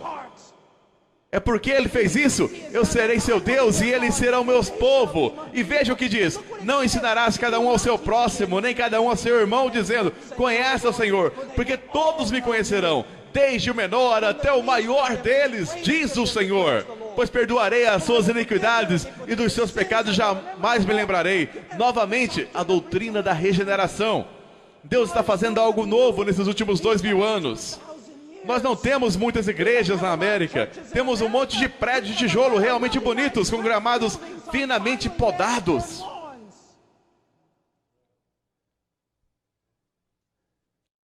Só porque alguns dizem que são da igreja ou que são cristãos, isso não quer dizer que realmente sejam. Veja o que diz. Eles não terão que ensinar um ao outro. Isso não quer dizer que você não haverá pastores e mestres, mas haverá um proeminente conhecimento de Deus entre eles, particularmente com relação aos seus pecados terem sido perdoados. Veja rapidamente o capítulo 32, verso 38. Eles serão meu povo e eu serei seu Deus. Ele não diz: eu espero que sim, talvez, se eu der sorte, se eu conseguir evangelismo suficiente para trabalhar para mim, talvez isso dê certo. Ele diz: eu vou trazer um povo a mim, um povo pelo qual entregarei meu filho. E ele diz: eles serão meu povo e eu serei seu Deus. Veja isso: eu lhes darei um coração, um só caminho. Agora não fique bravo comigo, mais do que você já está, pelo menos. Mas me ouça. Nos anos 70 e 80, todas as marchas para Jesus, todos lamentando e chorando. A igreja está tão dividida, a igreja não é uma. Meu querido amigo, deixe-me lhe dizer isso. Se a igreja não é uma, então há uma oração que Deus, o Pai, não respondeu para seu filho. E a promessa da nova aliança falhou. Então eu quero redirecionar você um pouco. Eu quero lhe submeter que a igreja é uma. Ela sempre foi uma. Você já se sentou no avião, ou talvez encontrou alguém com quem você conhecia no supermercado, e você sendo batista ou menonita, ou qualquer coisa, mas verdadeiramente evangélico, verdadeiramente cristão, você fala com ele não mais que poucos minutos e você descobre: ele é um crente. É um que está vivo. E naquele momento você daria a sua vida por ele. Você daria a sua vida por ele. Eu me lembro uma vez, nós estávamos no departamento Amazonas do Peru, foi no tempo do Sendero Luminoso, e estava acontecendo uma guerra civil lá. Nós viajamos 22 horas no caminhão que carregava grãos, e mais ou menos meia-noite nós tiramos a lona, e o caminhão parou e nós pulamos na selva. Nós passamos a noite bem na margem da selva e fizemos caminho para certo lugar. E na metade do caminho nós nos perdemos, e no dia seguinte então nós oramos, eu e meu querido amigo Paco, estávamos orando: ó Deus, nos dê uma direção, estamos perdidos. Se formos encontrados aqui, os terroristas dominam esse lugar, nem os militares entrariam aqui. Nós clamamos: ó Deus, nos dê uma direção. Nós ouvimos um sino, e então ouvimos alguém falando. No começo achávamos que era uma conversa estranha. Então percebemos que era um garotinho vindo do campo, com seu burro, e ele estava falando com seu burro. Então ficamos atrás dele e o seguimos. Então ficamos na extremidade da cidade, cabanas, casas de tijolo, e eu disse: Paco, você sabe o que os terroristas forem donos disso, nós estamos mortos. Sim, mas nós chegamos a algum lugar. Então nós descemos, fomos até um homem que estava bêbado no escuro e dissemos: Há irmãos por aqui? Porque todo mundo sabe o que isso significa nas montanhas. Significa um cristão verdadeiro. Então ele disse, aquela senhora bem ali. Então eu fui até lá. Era uma velha mulher nazarena. E eu bati na porta. E eu disse, sou um pastor evangélico, por favor, me ajude. Aquela senhora saiu com uma lanterna, ela me agarrou, puxou-me para dentro, ela agarrou a paca e nos levou para baixo. Sua casa ficava em um tipo de precipício no meio da lama, e nos levou para o porão onde havia alguns fenos e galinhas e outras coisas, e ela nos fez sentar lá e ela aqueceu. Então chamou um garotinho, veio, e ela disse, vai chamar os outros irmãos, e eles começaram a trazer galinhas e yuca e tudo mais, arriscando suas vidas. Por quê? Porque somos um. Pare de dizer todas essas tolices que você está dizendo, que o corpo de Cristo está dividido, e que é uma bagunça, que está cheio de pecado. Eu não falaria da noiva de Cristo dessa maneira se eu fosse você. O que você tem é um monte de bodes e joio no meio das ovelhas. E porque muito pouca disciplina bíblica é compassiva, é praticada na igreja, elas vivem entre as ovelhas, eles se alimentam dessas ovelhas e as destroem. E aqueles entre vocês que são líderes na igreja vão pagar um alto preço quando você estiver diante daquele que as ama, porque você não teve coragem suficiente para se levantar e confrontar o ímpio. A propósito, me escute. O cenário médio na América do Norte, no que diz respeito às igrejas em geral, e eu não quero entrar nos prós e contras disso, mas eis o que acontece. Por a pregação do evangelho ser tão baixa, a igreja é basicamente a maioria carnal, cheia de pessoas perdidas. E por ser uma democracia, eles em geral são os que governam a direção da igreja. E por o pastor não querer perder o grande número de pessoas, e por ele ter ideias erradas quanto ao evangelismo e a verdadeira conversão, ele atende aos ímpios em sua igreja, e seu pequeno grupo de verdadeiras ovelhas que pertencem a Jesus Cristo está sentado no meio de todo o teatro, no meio de todo o mundanismo, no meio de todo o entretenimento que está acontecendo. Nós queremos apenas adorar Jesus e queremos apenas que alguém nos ensine a Bíblia, e pastores vão pagar por isso. Isso é verdade. Isso é verdade. Você está dizendo, você está nervoso, meus queridos amigos, vocês sabem o quanto me custa dizer isso? Isso é verdade. Tentando manter juntos um bando de ímpios, enquanto um pequeno rebanho no meio deles está morrendo de fome. E fazendo com que eles vão à direção que eles não querem ir com a maioria dos carnais. Escute-me. Se a minha esposa estivesse no Walmart, tarde da noite, e você estivesse passando por lá e você tivesse visto 2 homens que estavam abusando dela, 3, 4, 5, 10 homens estivessem abusando dela e machucando-a, e você abaixasse a cabeça em nome da autopreservação, e você passasse de lado, eu quero te dizer algo, amigo. Eu não vou apenas atrás daqueles 10 homens, eu também vou atrás de você. É a noiva de Cristo e ela é preciosa para Ele. Vai custar-lhe servir Jesus. Poderá custar a sua igreja, a sua reputação, a sua denominação, absolutamente tudo. Mas a noiva de Jesus Cristo é digna.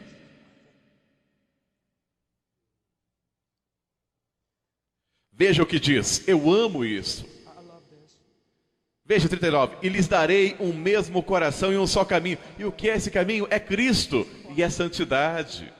Todo verdadeiro crente que eu já encontrei falou muito de Cristo e tinha um desejo de ser mais santos do que já eram, mais conformados a Cristo.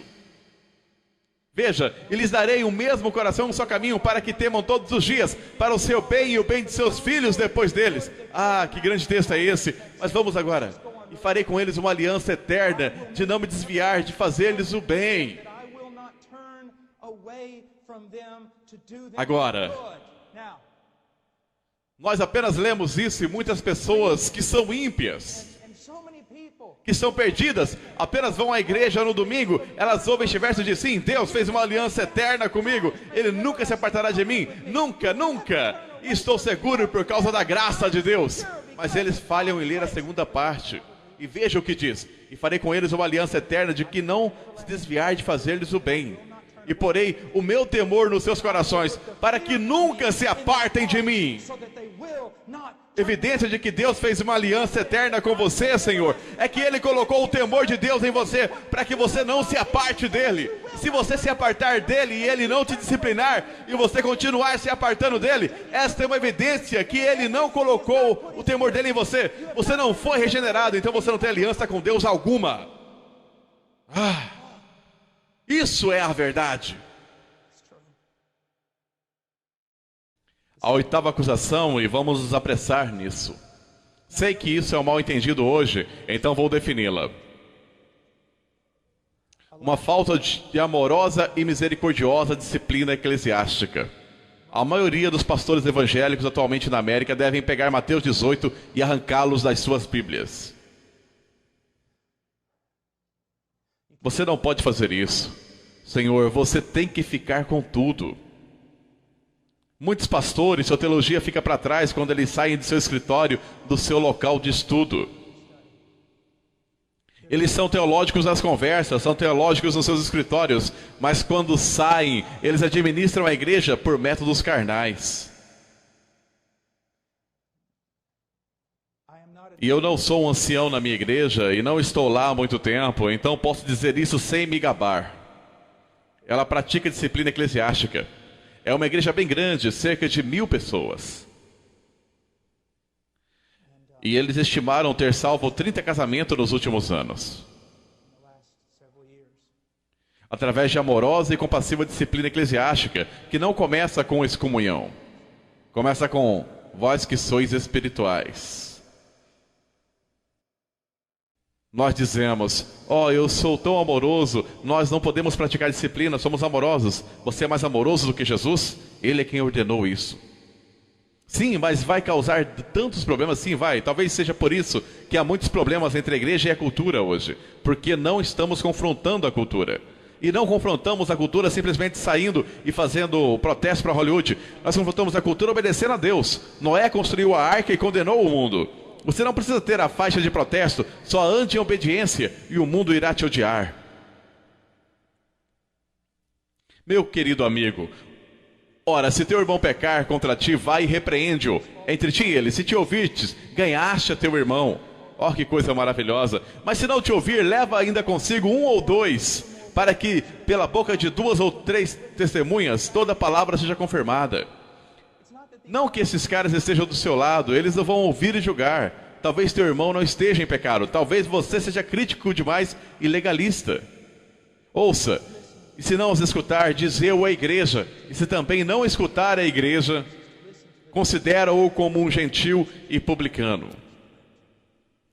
Meu querido amigo, eu creio que precisamos ouvir isso. Podemos começar obedecendo a Deus e nos disciplinando. Ou podemos deixar que Deus o faça por nós. E talvez a hora venha e é chegada em que isso vai acontecer.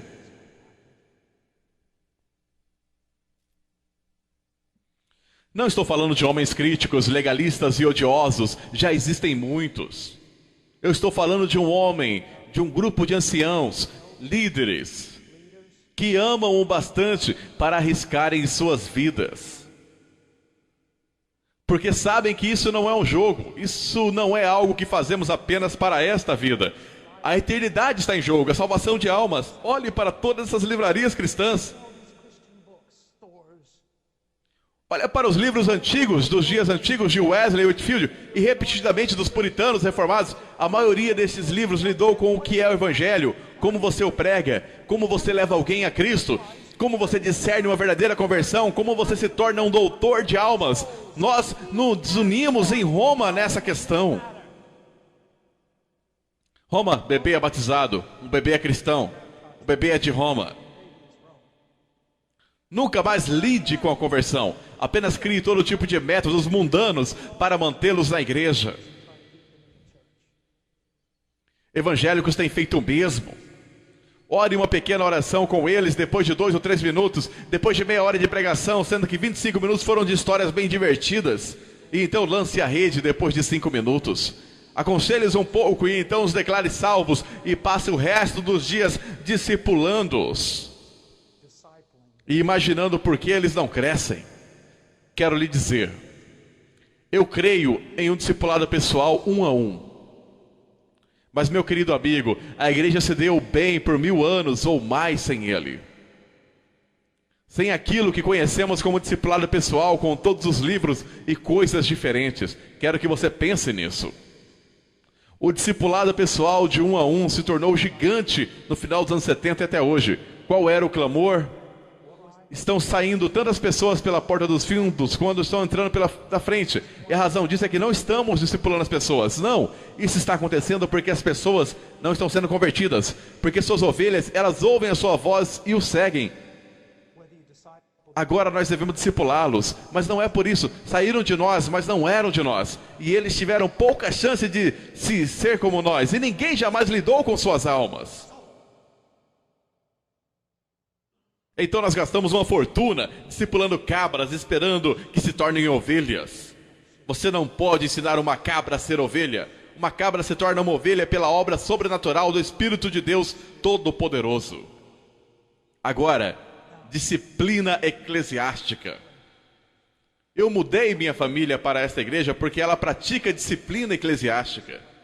Porque eu preciso estar debaixo de disciplina eclesiástica. O cuidado observador de anciãos e outros membros me levam isso a sério. Eu quero que as minhas crianças, elas são bem pequenas agora, mas se forem convertidas, ou fizerem uma profissão de fé e depois se desviarem, vou querer saber que as minhas crianças serão batizadas, trazidas diante da igreja, se necessário, para a salvação de suas almas. Alguns de vocês ficariam tão indignados se um pastor lhe dissesse: honestamente, tenho estado orando pelas suas crianças e temo que não são convertidas. Você ficaria indignado que reuniria um grupo para expulsar aquele pastor, em vez de perceber: oh, louvado seja Deus, temos um homem de Deus aqui. Nona acusação: um silêncio acerca da santificação. A falta de ensino sério sobre santidade.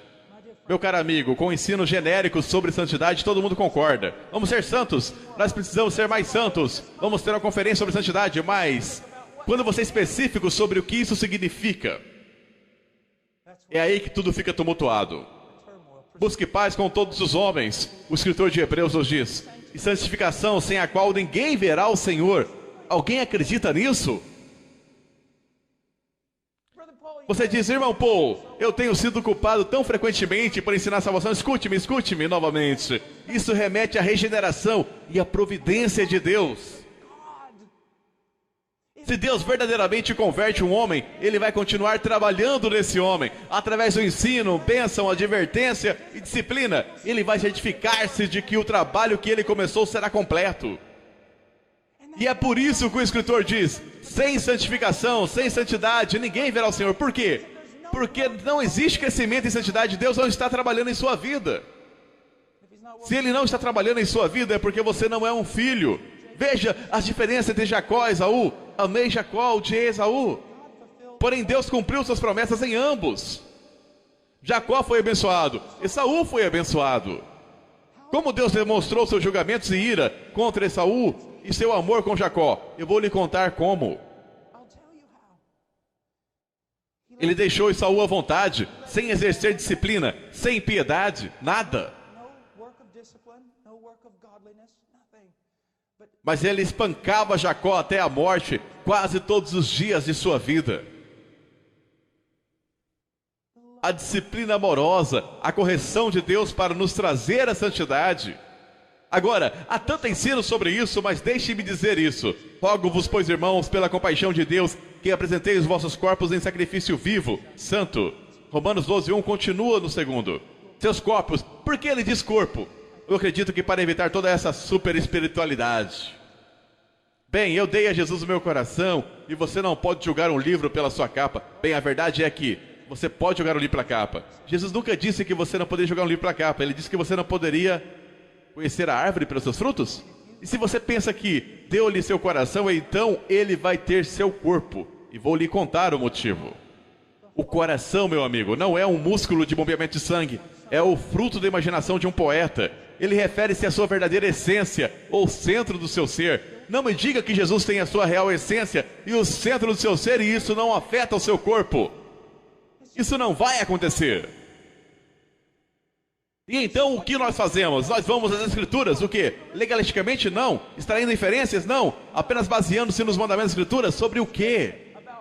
Eu não concordo com tudo que os puritanos disseram, mas eu amo os puritanos, e uma das razões por que os amo é que acredito que eles honestamente tentaram colocar tudo nas suas vidas abaixo do senhorio de Jesus Cristo. Suas mentes. Porque eles terem escrito 800 páginas de livros sobre o que eu devo pensar de acordo com as Escrituras. O que não deve entrar na minha mente de acordo com as Escrituras. O que eu devo fazer com meus olhos. O que deve entrar por esses ouvidos. O que não deve entrar nesses ouvidos. Como a língua deve ser dirigida. Qual deve ser a direção da minha vida. Sim, eu vou te assustar até a morte. Como eu devo me vestir? Agora eu tenho que ser cuidadoso aqui. Eu não quero criar inferências. Meu querido amigo, minha esposa diz assim: se as roupas não são uma moldura para o seu rosto, pelo qual a glória de Cristo é manifestada, então é de Deus.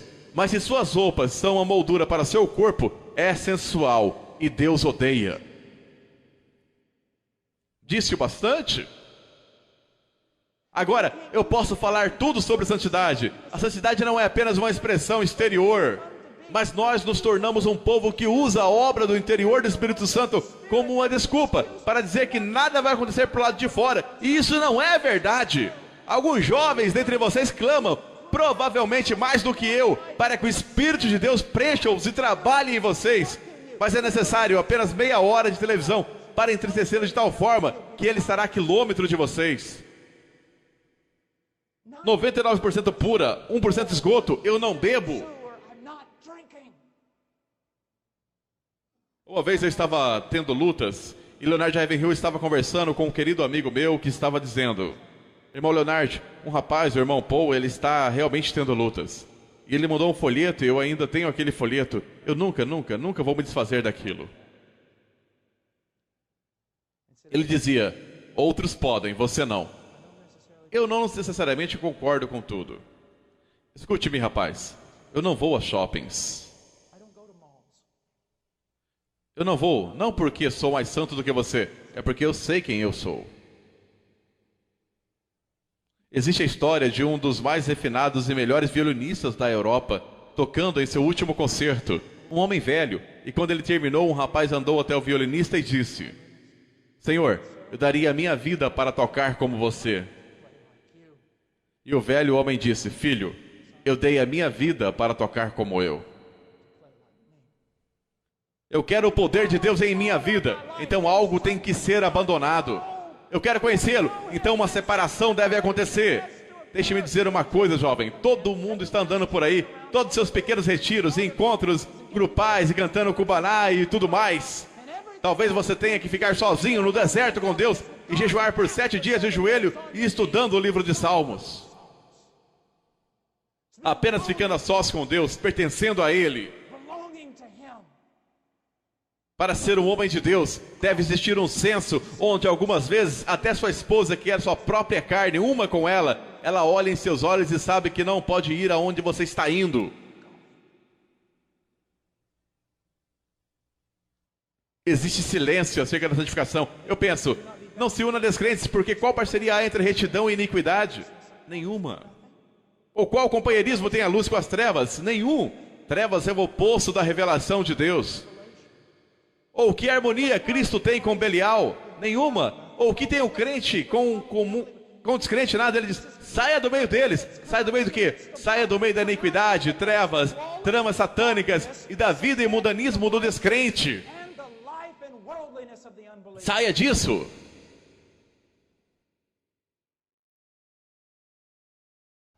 Eu tenho uma 10ª acusação e esta é muito importante para mim. Sendo um homem mais velho, com uma família jovem, eu não havia me casado até os 30 anos de idade. Minha esposa teve algo como um pequeno tumor cerebral nos primeiros anos e não podíamos ter filhos. E então, louvado seja Deus, uma criança nasceu. e depois outra, e depois outra, e depois, quem sabe, risos. A psicologia e a sociologia têm substituído as escrituras no que diz respeito à família. Meus queridos amigos, pastores e líderes, pensem nisto. Nossas igrejas, ou nossos cultos dominicais, melhor dito, são tão cosméticos. Apenas porque parece haver uma adoração bonita em um sermão que foi legal e as pessoas parecem movidas, isto não é evidência. Eu vou lhes dizer o que é evidência. A casa, os casamentos, as famílias. Juízes 17:6. Naqueles dias não havia rei em Israel, cada qual fazia o que achava direito aos seus olhos. Se eu converso com as pessoas, porque eu converso com várias, e encontro um homem de Deus que criou filhos reverentes a Deus, eu vou e me apego a ele. Mas na maioria dos casos, sabe o que eu descubro? As pessoas com quem eu converso na igreja são todos ligados a fábulas profanas de sociologia, isso e aquilo e qualquer outra coisa. Cada qual o que acha mais reto e não conseguem se dar conta disso. Mas sempre que tem a oportunidade de encontrar um homem e uma mulher que adequaram a si mesmo e a sua família de acordo com as escrituras, a diferença é esmagadora. Quando estou em um avião, adoro fazer isso. Homens sentam ao meu lado e depois começam. O que você faz? Ah, eu sou casado. E eles? Ah, o que mais você faz? Ah, eu sou o pai. E o que mais você faz? Bem, se tiver algum tempo livre, eu prego um pouco. O que importa se um homem ganhar o mundo inteiro e perder a sua família? Deixe-me colocar dessa forma. Baseado no que você cria seus filhos e ama sua esposa? Baseado em quê? Se você não consegue ir às escrituras agora mesmo, pegar os versículos e me mostrar como a sua família está fundamentada nela, posso lhe assegurar que você é cativo da psicologia e da sociologia, dos caprichos e das mentiras deste século. Veja bem, você não tem o direito de fazer isso, você não tem autoridade, Senhor, separado da palavra de Deus. Veja Gênesis 18:9. Porque eu os escolhi para que ordene a seus filhos e a sua casa depois dele, a fim de que guardem o caminho do Senhor e pratiquem a justiça e o juízo, para que o Senhor faça vir sobre Abraão o que tem falado a seu respeito. Que maravilhoso! E preste atenção, Romanos capítulo 12, versículo 1 e 2. Bem, o versículo 2 nos conta que a vontade de Deus é perfeita. Então, sempre que lhe sobrevier a ideia, como um homem de Deus que estou sacrificando a minha família para o bem do ministério, vou lhe dizer que você é um mentiroso de cara lavada. Você está sacrificando a sua família pelo bem do pequeno reino que você está tentando construir. Porque a vontade de Deus é perfeita. Isso significa que eu não tenho que violar a vontade de Deus no que diz respeito à minha família, a fim de cumprir a vontade de Deus no que diz respeito ao meu ministério. Deus não precisa de você. Ele deseja sim que você seja obediente. Que você seja obediente. Só quero lhe dar 2 exemplos. É quando alguém me perguntou uma vez: irmão Paul, você é contra o evangelismo? Eu disse sim e não. Eu não sou contra o evangelismo bíblico, mas sou contra a forma com que você está evangelizando. Você é contra a escola dominical e grupo jovem? Sim e não. Quero lhe explicar uma coisa. Agora, por alguns de vocês, eu não vou ser suficiente. E para alguns, eu só quero usar essas 2 coisas para apontar o que está errado conosco. Escola bíblica dominical. Não importa de qual denominação você faz parte. Se você faz parte de alguma denominação que é de alguma forma organizada, posso lhe assegurar que suas denominações gastam milhões de dólares com material para a escola bíblica. Milhões de dólares com conferências, em ensinar professores a ensinarem na escola bíblica. Em fazer tudo o que está na regra para promover a escola bíblica. Isso é um fato. Deixe-me perguntar alguma coisa. Quanto dinheiro sua denominação gasta e quantas conferências e horas de trabalho são disponibilizadas para ensinar pais a ensinarem seus filhos? Então agora você percebeu, não é mesmo? Deus não tem um plano B, Ele tem um plano A. Se você evita o plano A, o plano B não funciona. Não estou dizendo que as crianças não podem se unir em grupos, serem catequizadas ou ensinadas ou qualquer coisa, mas se isso começar a sugerir a substituição do ministério do pai no lar, exploda em pedaços.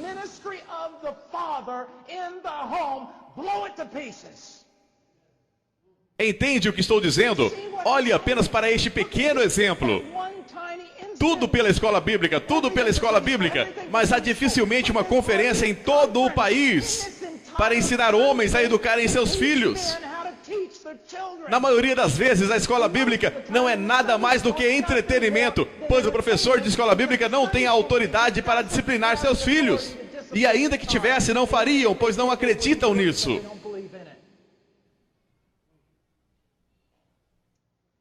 Esse é apenas um pequeno exemplo. Vamos olhar para os grupos jovens. Bem, a juventude precisa estar junta, você sabe. Eles precisam estar juntos. Tudo bem, vamos ver Provérbios 13 e 20. Quem anda com sábio será sábio, mas o companheiro dos insensatos sofrerá aflição. Quem lhes disse que a juventude deve estar junta? Quem lhes disse isso? Eu vou lhe dizer quem disse isso. Psicólogos da década de 60. Separação entre as gerações. A juventude deve permanecer com os adultos para que parem de agir como tolos ingênuos. E unam-se à maturidade, deixando de lado a tolice, a qual leva à destruição.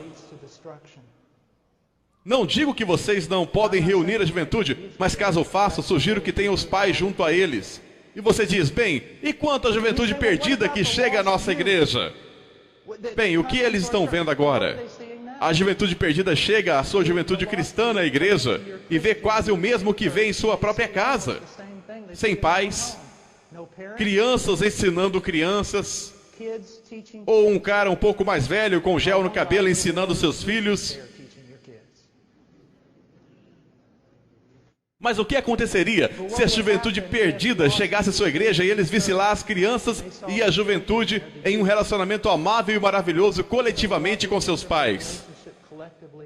Então eles diriam, nossa, nunca vi nada como isso antes.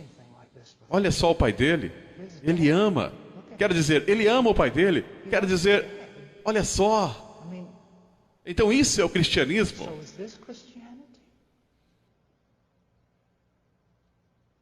Veja, meu querido amigo, vamos dizer, eu não sou médico, mas um homem vem a mim com um sangramento na testa e diz, irmão Paul, já fui a todos os lugares e ninguém consegue diagnosticar o meu problema.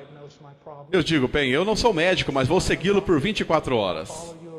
E eu noto que sempre que o relógio soa, soando 1 hora, ele bate em sua própria cabeça com um tijolo uma vez. Soando 2 horas, ele bate com o tijolo em sua própria cabeça 2 vezes. Soando 12 horas, ele bate 12 vezes em sua própria cabeça com o tijolo.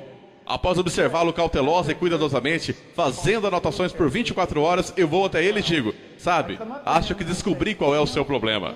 Não sou médico, mas acho que descobri qual é o seu problema. É patético dessa forma entre nós, igreja. Por que nossos filhos fazem o que fazem? Porque tudo é como um velho, querido santo. Alguém o questionou uma vez por que seu filho adolescente sair de uma moça jovem para um lugar reservado. E disseram, você não confia em seu filho? Ele disse, não, eu confio em meu filho.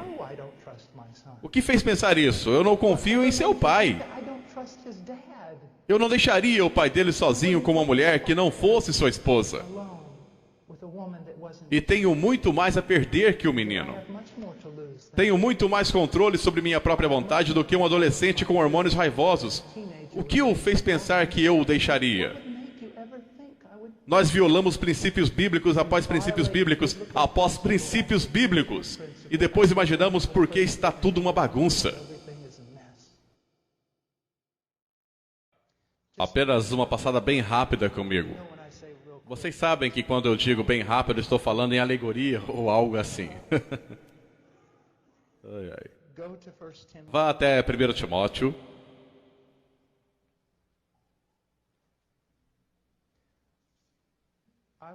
Há alguns meses atrás, eu estava ouvindo sobre todas as coisas horrendas que estavam acontecendo com nossa Não sei como vocês chamariam agora. República, democracia, país, realmente não tenho certeza. Estado socialista? E eu estava tão sobrecarregado que sentei lá ouvindo e Deus, o que eu posso fazer? Agora mesmo, Senhor, honestamente, com tudo que há em mim, eu pularia no meio do fogo. Eu vou, se houver um rinoceronte atacando, eu pularei na frente dele. Apenas me diga o que fazer. Tu queres que eu vá para Washington e apenas fique em pé diante da Casa Branca e pregue até que me atirem na cadeia? Estou cansado de pregar apenas para cristãos em igrejas e tudo mais. Deus, apenas... O país está indo para o inferno, apenas me atire. O que queres que eu faça? Apenas me atire a eles. Versículo 1 do capítulo 4. Ora, o Espírito afirma expressamente que nos últimos tempos alguns apostatarão da fé. 1 Timóteo 4:1. Dando ouvidos a espíritos enganadores e à doutrina de demônios.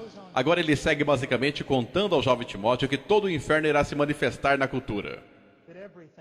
Tudo será simplesmente enlouquecedor. Homens como feras. Eu estive com Conrad Mabille há alguns meses atrás e o ouvi pregar. Chamam-no de Spurgeon da África, e muito justamente. Se você tivesse a chance de ouvi-lo, ouça. Ele é um dos meus pregadores favoritos no mundo. Ele disse isso. Na África não temos mais medo das feras. Nós não corremos das feras. Nós tememos o homem. Corremos de homens.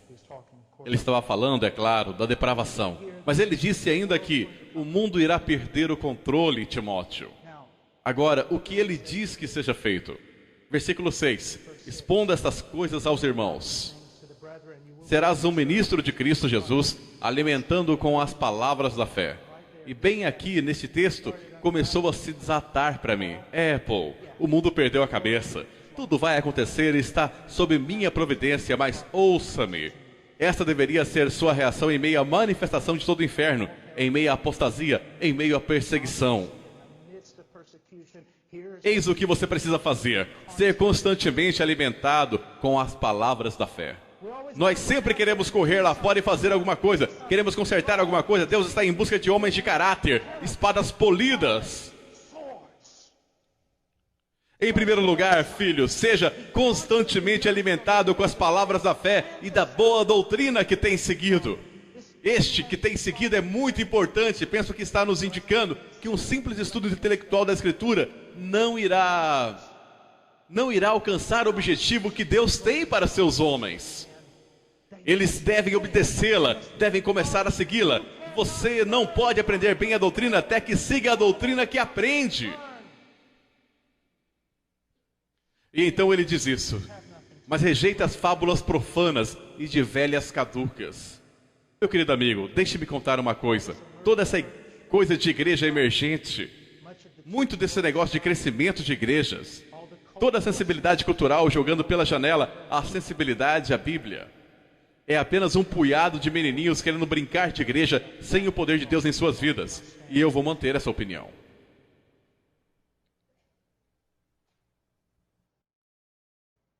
É um pouco menos que Davi tentando se ajustar à armadura de Saul. Pouco me importa. Quanto mais você confia no braço da carne, menos você verá o poder de Deus. Ele diz: exercita-te pessoalmente na piedade. 1 Timóteo 4:7. Homem de verdade, você quer avivamento? Eu também. Entretanto, nós precisamos de um exército. Se espadas poderosas, se espadas flamejantes, lanças, espadas e armamento cairão do céu para que nós lutemos, então precisamos ser o tipo de homens que possam arcar com tais coisas, manejá-las e lutar com elas com bom caráter. Devemos nos disciplinar pelo propósito da piedade. Jovens, disciplinem-se a orar. Disciplinem-se a leitura sistemática das Escrituras, de Gênesis a Apocalipse, diversas vezes. Diversas vezes. Disciplinem-se do seu discurso, disciplinem-se nas companhias que mantém, disciplinem-se no seu deitar e no seu levantar.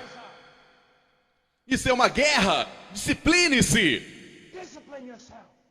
Jovens, posso lhe dizer uma coisa: a menos que você seja uma exceção, nascido na geração que você nasceu, se você tem menos de 30 anos de idade, aliás, até mesmo menos de 40, você provavelmente carece de disciplina, porque você nunca foi obrigado a trabalhar, você nunca teve que trabalhar por sua comida, e seus pais nunca o fizeram trabalhar tanto até seus ossos chorarem.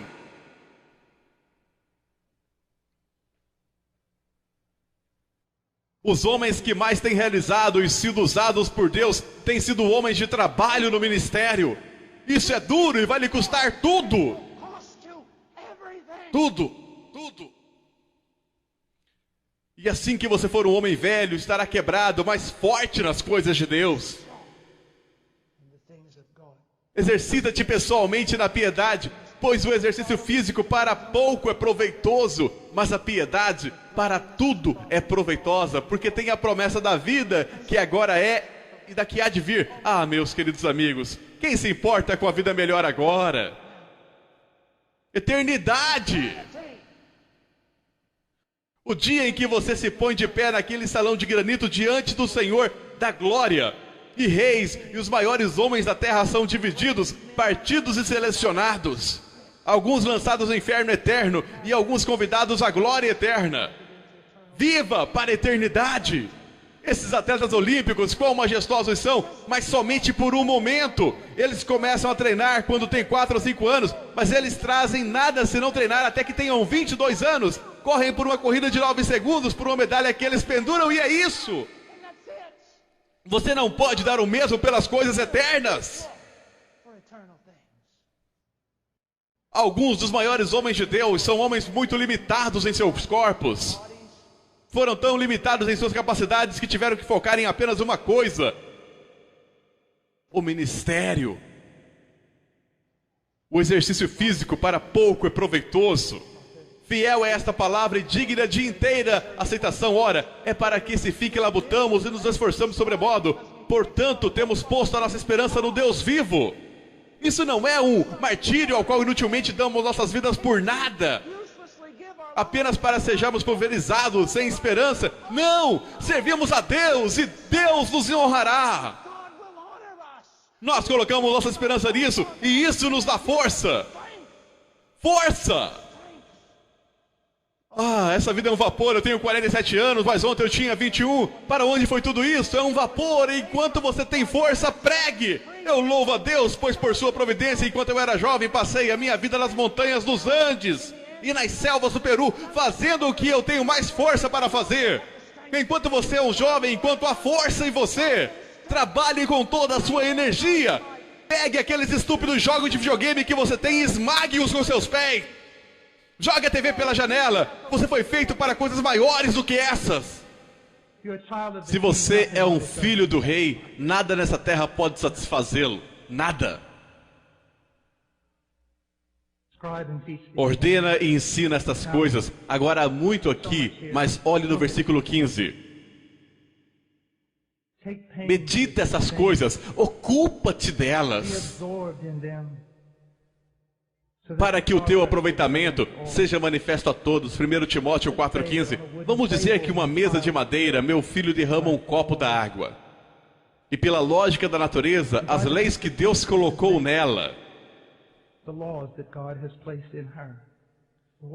a água acumula um pouco na mesa, o suficiente para que você possa ver uma poça. Você passa por ali e diz: a água derramada na mesa é evidente para todos. Mas então passa por ali, pega uma toalha, passo sobre a poça de água derramada e a suspendo.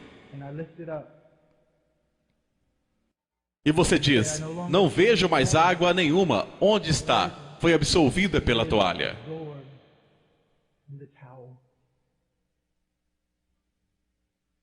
Homens, vocês devem estar absolvidos nessas coisas de piedade e caráter.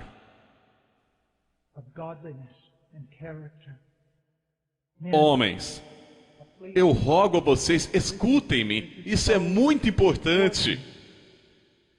Vocês não são garotos de recado. Não é para vocês desperdiçarem seus dias limpando os narizes de crentes carnais. Dediquem-se aos seus estudos, bebam profundamente. Sejam tão absolvidos no conhecimento e na intimidade com Deus que as pessoas digam: onde ele está? Ele costumava ser um homem tão notável na cidade, um amigo de todos, uma figura. Onde ele está? Ele está ocupado nessas coisas.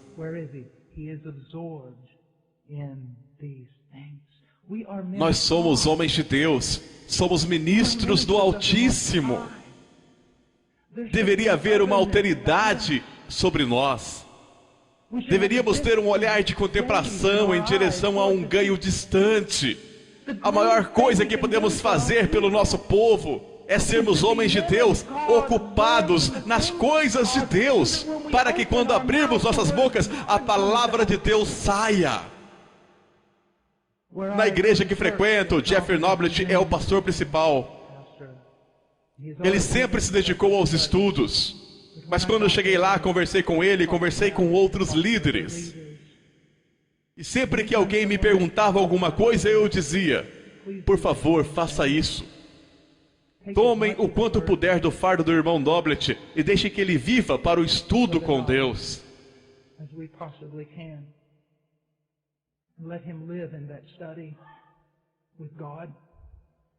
Pois eu tenho um filho aqui.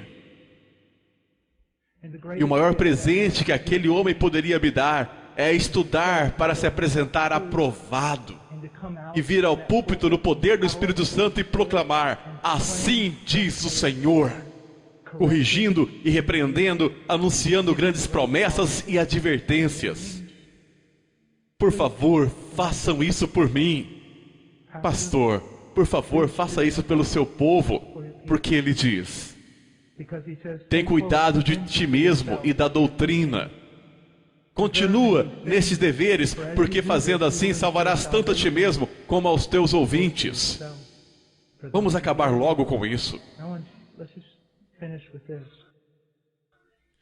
Esse versículo significa quase nada na comunidade evangélica hoje. Quantos pastores e pregadores você pensa que tomam isso seriamente? Eu preciso ter cuidado de mim mesmo para garantir a salvação para mim e para aqueles que me ouvem. Eu tenho uma pergunta, pastor. Quando foi a última vez que você examinou sua própria fé, a sua própria vida, para ver se você realmente está na fé? Para ver se você realmente o conhece. Veja, meu amigo, eu tenho grande certeza quando estudo minha própria conversão, quando a discuto com outros homens, quando olho para os 25 anos da minha peregrinação com Cristo, tenho grande certeza de o ter conhecido. Mas mesmo agora, se eu me desviasse da fé e fosse embora e continuasse naquela direção para a heresia e o mundanismo,